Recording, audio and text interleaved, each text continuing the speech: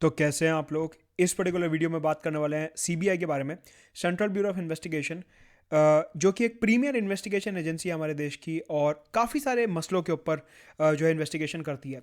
किन केसेस को इन्वेस्टिगेट करती है, कैसे ऑपरेट करती है, कौन से मंत्रालय के अंदर आती है और किस तरीके से इनका पूरा काम चलता है, कौन कौन से कानून हैं जो इस बॉडी के पीछे काम करते हैं, प्रीलिम्स, मेंस और इंटरव्यू के पॉइंट ऑफ व्यू से इस बॉडी के बारे में सब कुछ जानने वाले हैं और करंट अफेयर्स में पर्टिकुलर बॉडी क्यों रही है इस बारे में भी यहाँ पे बात होगी। अनअकैडमी में सब्सक्राइब करने के लिए आपको रेफरल कोड यूज करना है, मदद गुप्ता 10% डिस्काउंट के लिए। सिंपली मेरा नाम डालना, 10% डिस्काउंट मिलेगा। नीचे टेलीग्राम चैनल का लिंक दिया है, उसे जरूर ज्वाइन करिए। साथ के साथ ये स्पेशल प्राइसिंग वीक चल रहा है अनअकैडमी का 10 से लेकर 17 नवंबर तक, जहां पे अगर आप आइकॉनिक सब्सक्रिप्शन लेते हो या कॉम्बो सब्सक्रिप्शन लेते हो तो आपको 10% का एडिशनल डिस्काउंट मिलेगा। 10% का डिस्काउंट तो आपको रेफरल कोड पे मिलेगा ही, लेकिन 10% का एडिशनल डिस्काउंट आपको कॉम्बो आइकॉनिक सब्सक्रिप्शन पे मिलेगा। 170 प्लस सिलेक्शन इस बार अनअकैडमी से यूपीएससी 2020 में। So do subscribe to Unacademy using the referral code Madad Gupta. 17 नवंबर से हमारे नए बैचेस शुरू हो रहे हैं इंग्लिश, हिंदी और बाइलिंगुअल भाषा में, जिसमें मेरा भी इंटरनेशनल रिलेशंस का बैच शुरू हो रहा है। साथ के साथ पर्सनलाइज गाइडेंस के लिए, लाइव मेंटरशिप प्रोग्राम के लिए you have to use the referral code Madad Gupta. Also अपनी फ्री टेस्ट सीरीज डेली अभियान स्टैटिक टेस्ट सीरीज और daily current affair test series T20 की इंग्लिश हिंदी में अवेलेबल है। मंडे टू फ्राइडे सुबह 10 बजे अभियान स्टैटिक क्विज और शाम को 7:30 बजे Monday to Friday current affairs quiz क्विज। और बाकी आपको कॉम्बैट के बारे में तो पता ही है कि हर संडे 11 बजे अनअकैडमी कॉम्बैट होता है, जो कि हमारा गेमिफाइड वर्जन है। अगर उसमें स्कोर अच्छा आ रहा है तो आपको स्कॉलरशिप मिलेगी। सबसे पहले सवाल उठता है कि सीबीआई एग्जैक्टली है क्या। सीबीआई एक इन्वेस्टिगेटिंग एजेंसी है जिसका नाम है सेंट्रल ब्यूरो ऑफ इन्वेस्टिगेशन, और ये department of personal, ministry of personal, pension and public grievances के अंदर आती है। ये बॉडी जो है अपनी पावर्स डेराइव करती है Delhi special police establishment act 1946 से। देखिए, इस एक्ट के थ्रू ये बॉडी बनाई गई है इनडायरेक्टली। मतलब कि सीबीआई जो है वो स्टैच्यूटरी बॉडी नहीं है। स्टैच्यूटरी बॉडी का मतलब होता है ये कानून द्वारा बनाई गई बॉडी नहीं है, बस इनडायरेक्टली अपनी पावर्स को इस पर्टिकुलर कानून से डराइव करती है। स्टैच्यूटरी बॉडी किसे कहते हैं? For example national investigation agency या फिर सेंट्रल विजिलेंस कमीशन या फिर इंफॉर्मेशन कमीशन। ये सारी की सारी बॉडीज जो हैं ये स्टैच्यूटरी बॉडीज हैं, क्योंकि इन बॉडीज के लिए पार्लियामेंट में डेडिकेटेड कानून पास किया गया है। सीबीआई के लिए अलग से एक कानून पारित नहीं किया गया है, एक अलग से कानून पास नहीं किया गया है। ये जो है इनडायरेक्टली इस कानून से अपनी पावर डराइव करता है। देखो, इस कानून में आपको कहीं नहीं दिखेगा कि इसका नाम सीबीआई एक्ट है, नहीं। तो मतलब कि सीबीआई के लिए एक कानून पास नहीं किया गया, बस इनडायरेक्टली जो है ये इस कानून से अपनी पावर्स लेती है। इसलिए ये स्टैच्यूटरी कानूनी बॉडी नहीं है, स्टैच्यूटरी बॉडी नहीं है, ये चीज ध्यान रखेंगे, ठीक है। सवाल उठता है कि सीबीआई जो है अगर उसे इन्वेस्टिगेशन करनी है तो वो किस तरीके से इन्वेस्टिगेशन करता है। देखिए, अगर सीबीआई एक स्टेट में, एक राज्य में, जैसे कि हरियाणा, उत्तर प्रदेश, मध्य प्रदेश, पंजाब एटसेट्रा, किसी स्टेट में कोई केस इन्वेस्टिगेट करना चाहता है तो पहले उसे उस राज्य सरकार की, उस स्टेट गवर्नमेंट की परमिशन चाहिए होगी। फॉर एग्जांपल, अगर वेस्ट बंगाल में कोई केस इन्वेस्टिगेट करना चाहता है तो ममता बनर्जी सरकार की परमिशन चाहिए होगी।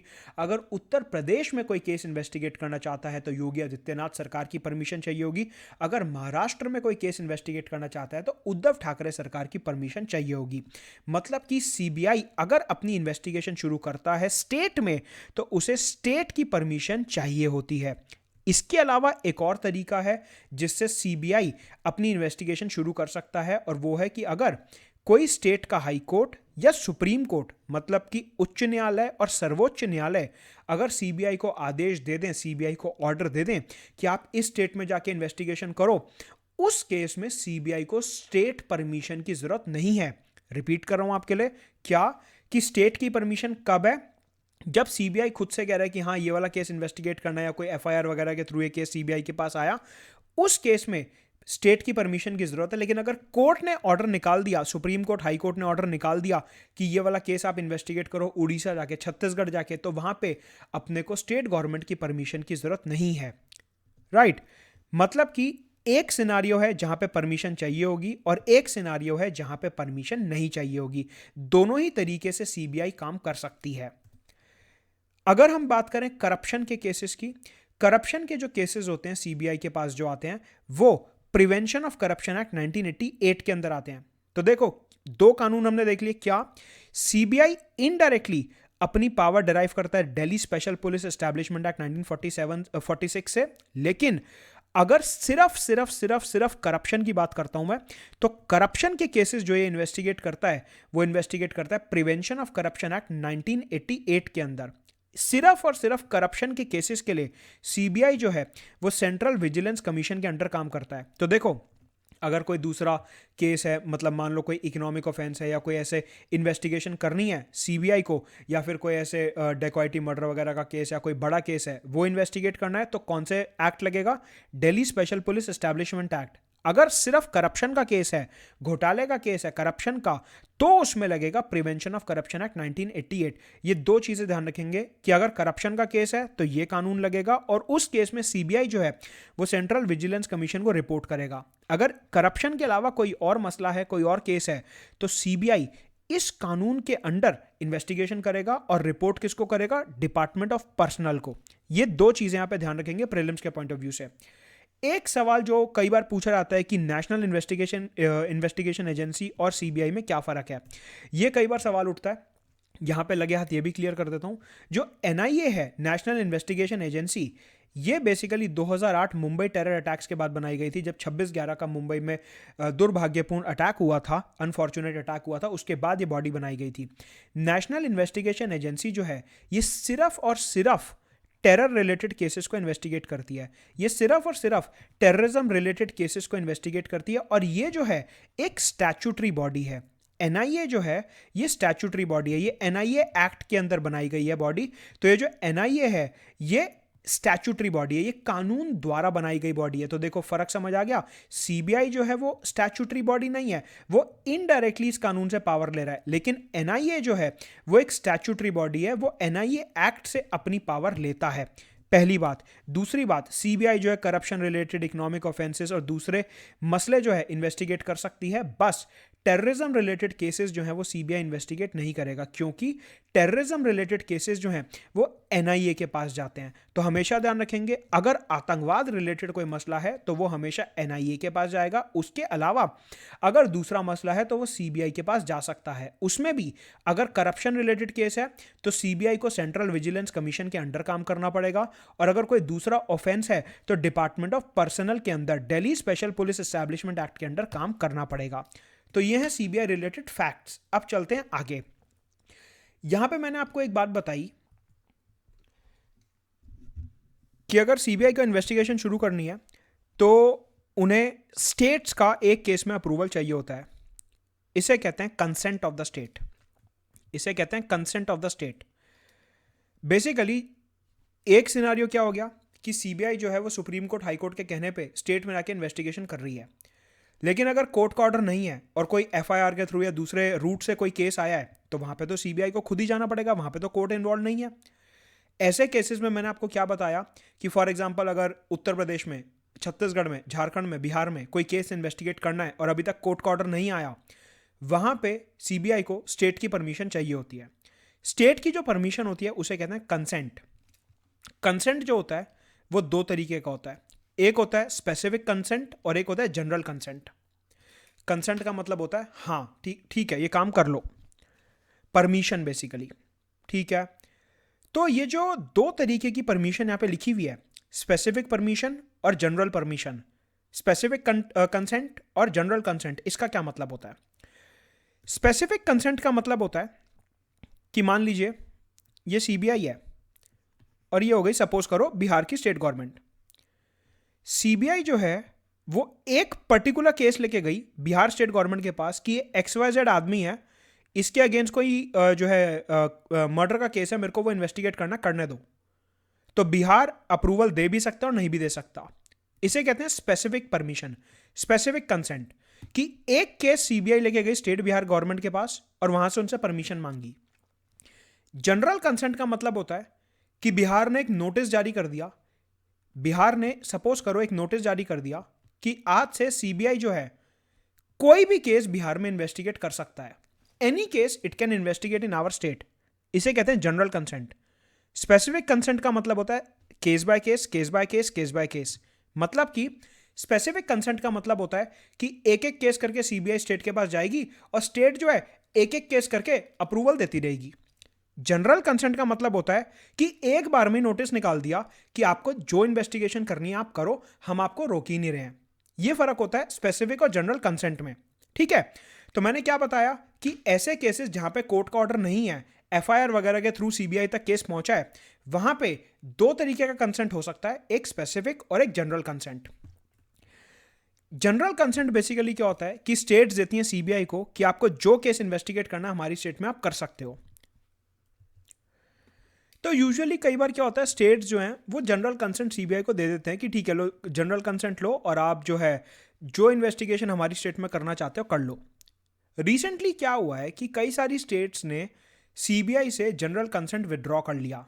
जनरल कंसेंट विड्रॉ कर लिया मतलब कंसेंट जो है वापस ले लिया, परमिशन जो है वो वापस ले ली। मतलब कि सीबीआई जो है अब वो सीधा उस स्टेट में जाके केस इन्वेस्टिगेट नहीं कर सकता। इनमें फॉर एग्जांपल वेस्ट बंगाल आता है, इनमें महाराष्ट्र आता है और कई सारी दूसरी स्टेट्स हैं including Punjab, Rajasthan and other states. तो यहां पे एग्जांपल के तौर पे समझते हैं कि फॉर एग्जांपल वेस्ट बंगाल ने जनरल कंसेंट वापस ले लिया। इसका मतलब यह है कि पहले सीबीआई जो है वो वेस्ट बंगाल में जाके किसी भी केस को इन्वेस्टिगेट कर सकता था क्योंकि उसके पास जनरल कंसेंट था। लेकिन अब क्योंकि वेस्ट बंगाल की सरकार ने जनरल कंसेंट विड्रॉ कर लिया है, जनरल कंसेंट वापस ले लिया है, तो अब सीबीआई जो है वो वेस्ट बंगाल में सीधा नहीं जा सकता इन्वेस्टिगेशन के लिए। उसको पहले स्टेट गवर्नमेंट से स्पेसिफिक कंसेंट चाहिए होगा हर केस के लिए, क्योंकि जनरल कंसेंट विड्रॉ कर लिया। जो पहले एक नोटिस जारी किया हुआ था कि सीबीआई कोई भी केस इन्वेस्टिगेट कर सकती है हमारी टेरिटरी में, टेरिटरी ऑफ वेस्ट बंगाल में, अब वो चीज़ वापस ले ली गई है। तो अब सीबीआई को हर केस के लिए वेस्ट बंगाल की state government West Bengal state government की परमिशन चाहिए होगी। लाइकवाइज महाराष्ट्र में, राजस्थान में और इन सब जगहों पर यह चीज़ चलेगी। इसका मतलब यह है कि सीबीआई जो है वो किसी भी सेंट्रल गवर्नमेंट एम्प्लॉय को या किसी भी अदर एम्प्लॉय को या दूसरे लोगों की इन्वेस्टिगेशन नहीं कर सकता इन स्टेट्स में जहां पे जनरल कंसेंट विड्रॉ कर लिया गया है। बेसिकली क्या होता है, सीबीआई का काम क्या होता है कि जो केंद्र लेवल के एम्प्लॉयज हैं, जो आईएएस आईपीएस ऑफिसर अलग अलग स्टेट्स में काम कर रहे हैं, उनके घोटाले वगैरह अगर कोई हैं तो उनकी इन्वेस्टिगेशन करना, स्टेट सिविल सर्वेंट्स की इन्वेस्टिगेशन करना या दूसरे प्राइवेट इंडिविजुअल्स की कोई इन्वेस्टिगेशन करना, सीबीआई का ये काम होता है। अब क्योंकि बहुत सी स्टेट्स ने जनरल कंसेंट विड्रॉ कर लिया है, इसका मतलब है कि CBI central government employees, state government employees और जो दूसरे प्राइवेट इंडिविजुअल हैं उनकी इन्वेस्टिगेशन फ्रीली नहीं कर सकता। मतलब कि सीबीआई ने इन स्टेट्स में अपनी इन्वेस्टिगेशन की पावर खो दी है और अब अगर सीबीआई यहां पे इन्वेस्टिगेशन करना चाहता है तो उसको स्पेसिफिक कंसेंट लेना होगा स्टेट गवर्नमेंट से।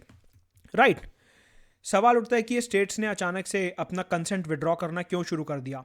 जिन स्टेट्स ने अपना कंसेंट विड्रॉ करा है उनका ऐसा मानना है कि केंद्र की जो सरकार है, जो सेंट्रल गवर्नमेंट है, वो सीबीआई को पॉलिटिकल एजेंडा के लिए इस्तेमाल कर रही थी, पॉलिटिकल पर्पसेस के लिए इस्तेमाल कर रही थी, ऑपोजिशन के नेताओं को टारगेट करने के लिए और उन्हें अलग अलग केस में फंसाने के लिए इस्तेमाल कर रही थी। इस वजह से ये जो स्टेट्स हैं इन्होंने सीबीआई के जनरल कंसेंट को विड्रॉ कर लिया है। तो क्योंकि इन स्टेट्स ने सीबीआई के जनरल कंसेंट को विड्रॉ कर लिया तो आज की तारीख में स्टेटस ये है कि 150 से ज़्यादा रिक्वेस्ट जो है सीबीआई कर चुका है अलग अलग स्टेट गवर्नमेंट्स को कंसेंट के लिए, और अभी तक ये जो रिक्वेस्ट हैं ये पेंडिंग है। मतलब कि 150 से ज़्यादा केसेस में सीबीआई जो है वो स्टेट गवर्नमेंट्स को बोल चुका है कि हमारे को स्पेसिफिक कंसेंट दे दो, लेकिन उन स्टेट गवर्नमेंट्स ने अभी तक सीबीआई को स्पेसिफिक कंसेंट नहीं दिया है। तो सवाल ये उठता है कि ऐसा कब तक चलेगा। दूसरी बात, क्योंकि यहां पे कंसेंट नहीं मिल रहा है, इसका मतलब कि जो केसेस पेंडिंग है उनमें इन्वेस्टिगेशन आगे नहीं बढ़ रही है और टाइम पे जस्टिस लोगों को नहीं मिल पाएगा। ठीक है, तो मैंने आपको क्या बताया कि जो सेंट्रल गवर्नमेंट के एम्प्लॉयज हैं इन स्टेट्स में पोस्टेड जहां से जनरल कंसेंट विड्रॉ कर लिया गया, उनके ऊपर भी सीबीआई जो है कोई इन्वेस्टिगेशन नहीं कर सकता as per the Delhi special police establishment act 1946। यहां पे काफी इंटरेस्टिंग केस आता है, विनय मिश्रा वर्सेस सीबीआई 2021। इस केस में ये बेसिकली कैलकाटा हाईकोर्ट का केस है। इस केस में कैलकाटा हाईकोर्ट ने 3-4 बातें बोली। उन्होंने ये बोला कि देखो, अगर एक स्टेट गवर्नमेंट ने जनरल कंसेंट विड्रॉ कर लिया, अगर एक स्टेट गवर्नमेंट ने जनरल कंसेंट विड्रॉ कर लिया तो ठीक है, कोई दिक्कत नहीं है। सीबीआई जो है वो फिर भी सेंट्रल गवर्नमेंट एम्प्लॉयज की इन्वेस्टिगेशन कर सकती है। कैलकाटा हाईकोर्ट ने विनय मिश्रा वर्सेस सीबीआई केस में बोला कि अगर स्टेट ने जनरल कंसेंट विड्रॉ कर लिया है तो आप स्टेट गवर्नमेंट एम्प्लॉयज को और प्राइवेट इंडिविजुअल्स को इन्वेस्टिगेट नहीं कर सकते। आप प्राइवेट इंडिविजुअल्स की और स्टेट गवर्नमेंट एम्प्लॉयज की इन्वेस्टिगेशन नहीं कर सकते, लेकिन आप सेंट्रल गवर्नमेंट एम्प्लॉयज की इन्वेस्टिगेशन कर सकते हो क्योंकि आप सेंट्रल बॉडी हो। विनय मिश्रा केस में कलकत्ता हाईकोर्ट ने बोला कि फॉर एग्जांपल वेस्ट बंगाल ने जनरल कंसेंट विड्रॉ कर लिया, तो वेस्ट बंगाल में आप स्टेट गवर्नमेंट एम्प्लॉयज और प्राइवेट इंडिविजुअल को इन्वेस्टिगेट नहीं करो। अगर कोई IAS, IPS, IRS officer West Bengal में पोस्टेड है तो आप उधर जाके उन केंद्र लेवल के एम्प्लॉयज की इन्वेस्टिगेशन कर सकते हो क्योंकि वो सेंट्रल एम्प्लॉयज हैं और स्टेट का उनके ऊपर कोई भी एज सच पावर नहीं है। ये पहली बात बोली। दूसरी बात, ये जो विनय मिश्रा की जजमेंट है कि सीबीआई जो है वो सेंट्रल गवर्नमेंट एम्प्लॉयज को बिना किसी कंसेंट के इन्वेस्टिगेट कर सकती है किसी भी स्टेट में जाके, इस चीज को चैलेंज कर दिया गया है सुप्रीम कोर्ट में। सुप्रीम कोर्ट में केस पेंडिंग है, जैसे इसके ऊपर कोई बात होगी मैं आपको अपडेट कर दूंगा। तो बेसिकली विनय मिश्रा केस में सीबीआई को हल्की सी राहत मिली कलकत्ता हाईकोर्ट से कि अगर आप चाहो तो जिन स्टेट्स ने जनरल कंसेंट विड्रॉ कर लिया है, परमिशन विड्रॉ कर ली है, वहां पे आप सेंट्रल गवर्नमेंट एम्प्लॉयज को थोड़ा सा इन्वेस्टिगेट कर सकते हो। एक बात। दूसरी बात, दिल्ली हाईकोर्ट ने 2018 में एक इंटरप्रिटेशन दिया, एक जजमेंट दी। दिल्ली हाईकोर्ट ने 2018 में बोला कि देखो, अगर एक स्टेट ने परमिशन विड्रॉ कर ली है, अगर एक स्टेट ने जनरल कंसेंट विड्रॉ कर लिया है, तो सीबीआई एक काम कर सकता है। क्या? कि केस को दिल्ली में रजिस्टर करे। दिल्ली हाईकोर्ट ने Delhi special police establishment act 1946 को इंटरप्रेट करते हुए बोला कि अगर केस दिल्ली में फाइल होता है, केस की ज्यूरिसडिक्शन दिल्ली है, तो आप पूरे इंडिया में कहीं पे भी इन्वेस्टिगेशन कर सकते हो बिना स्टेट के अप्रूवल के। अभी रिसेंटली एक छत्तीसगढ़ का करप्शन का केस था, वो दिल्ली में रजिस्टर हुआ था, तो दिल्ली हाईकोर्ट के कहने पे सीबीआई ने छत्तीसगढ़ में उस व्यक्ति के खिलाफ इन्वेस्टिगेशन कर ली थी। मतलब कि यहां पे दो जजमेंट्स हैं जो हमारे सामने आती हैं। एक विनय मिश्रा की कलकत्ता हाईकोर्ट की जजमेंट, जहां पे बोला गया कि अगर एक स्टेट ने जनरल कंसेंट विड्रॉ कर लिया है, फिर भी आप केंद्र लेवल के जो एम्प्लॉयज हैं, सेंट्रल गवर्नमेंट एम्प्लॉयज हैं, उनकी इन्वेस्टिगेशन कर सकते हो स्टेट में जाके। दूसरा, दिल्ली हाईकोर्ट ने Delhi special police establishment act 1946 को इंटरप्रेट करते हुए बोला कि अगर एक स्टेट ने जनरल कंसेंट विड्रॉ कर लिया है, फिर भी आप एक रूट से, एक रास्ते से इन्वेस्टिगेशन कैरी आउट कर सकते हो, और वो रास्ता है कि आप दिल्ली में अगर केस फाइल करते हो, अगर आप दिल्ली में केस फाइल कर रहे हो, तो आप किसी भी एरिया में इन्वेस्टिगेशन कर सकते हो क्योंकि केस दिल्ली में फाइल हुआ है। एग्जैक्ट पोजीशन क्या है? सुप्रीम कोर्ट के आगे केस पेंडिंग है। जब तक सुप्रीम कोर्ट की फाइनल जजमेंट नहीं आती, तब तक दिल्ली और कलकत्ता हाईकोर्ट की जजमेंट को सीबीआई यूज कर सकता है थोड़ी सी राहत के लिए। अदरवाइज स्टेट के अंदर अगर फुल फ्लेजेड प्रॉपर इन्वेस्टिगेशन करनी है तो स्टेट का कंसेंट तो चाहिए ही होगा, लेकिन थोड़ी थोड़ी इन्वेस्टिगेशन करनी है तो दिल्ली हाईकोर्ट और कलकत्ता हाईकोर्ट की विनय मिश्रा जजमेंट को इस्तेमाल किया जा सकता है। यहीं पे आपको एक बात और बताना चाहूंगा कि अभी कुछ टाइम पहले प्रिवेंशन ऑफ करप्शन एक्ट 1988 को सेंट्रल गवर्नमेंट ने अमेंड करा। प्रिवेंशन ऑफ करप्शन एक्ट 1988 को सेंट्रल गवर्नमेंट ने अमेंड करा। बेसिकली 2018 में ये जो प्रिवेंशन ऑफ करप्शन एक्ट है 1988 का, इसको अमेंड किया गया और ये बोला गया कि अगर सीबीआई किसी भी गवर्नमेंट एम्प्लॉय के अगेंस्ट, किसी भी गवर्नमेंट सर्वेंट के अगेंस्ट करप्शन के केस को फाइल करना चाहता तो उससे के पहले सेंट्रल गवर्नमेंट की परमिशन चाहिए होगी। इसका एसेंशियल मतलब ये निकल के आता है कि सीबीआई जो है सिर्फ उन सेंट्रल गवर्नमेंट एम्प्लॉयज के अगेंस्ट करप्शन के केस फाइल करेगी जिनको सेंट्रल गवर्नमेंट परमिशन देगी। कहने का मतलब है कि अगर आप एक सरकारी सर्वेंट के अगेंस्ट करप्शन का केस फाइल करना चाहते हो तो आपको पहले केंद्र की सरकार, पहले मनमोहन सिंह सरकार थी, आज नरेंद्र मोदी सरकार है, कल कोई और सरकार होगी, मतलब कि आपको केंद्र लेवल की सरकार का अप्रूवल चाहिए होगा अगर आप किसी भी गवर्नमेंट सर्वेंट के अगेंस्ट करप्शन का केस फाइल करना चाहते हो। ये एक ऐसा क्लॉज है जो कहीं ना कहीं ये दिखाता है कि सेंटर जो है वो काफ़ी ज़्यादा हावी होता है सीबीआई के ऊपर, और सेंटर के कंट्रोल में है पूरी की पूरी सीबीआई। क्योंकि सीबीआई को अगर कोई करप्शन का केस फाइल करना है किसी भी गवर्नमेंट सर्वेंट के अगेंस्ट, तो केंद्र की सरकार का अप्रूवल चाहिए होगा, जो कि थोड़ी सी सीबीआई की ट्रांसपेरेंसी को कम कर सकता है। साथ के साथ अगर हम सेकंड एआरसी कमेटी की बात करें, एडमिनिस्ट्रेटिव रिफॉर्म्स कमीशन जो बनी थी, अगर उसकी बात करें, 2007 में उन्होंने अपनी रिपोर्ट में बोला था कि सीबीआई के लिए अलग से एक कानून पास होना चाहिए जहां पे केंद्र सरकार की कोई भी इंटरफेरेंस नहीं रहेगी और सीबीआई जो है वो एक इंडिपेंडेंट ऑटोनॉमस बॉडी की तरह काम कर पाएगी। आज की तारीख में बेसिकली सेंट्रल गवर्नमेंट का इतना ज़्यादा कंट्रोल है सीबीआई के ऊपर, इसी वजह से बहुत सी स्टेट गवर्नमेंट्स ने अपना कंसेंट जो है वो विड्रॉ कर लिया है सीबीआई से। और प्रिवेंशन ऑफ करप्शन एक्ट 1988 के बाद सेंट्रल गवर्नमेंट का कंट्रोल सीबीआई के ऊपर और ज़्यादा बढ़ गया था जब 2018 में इस कानून को अमेंड किया गया था।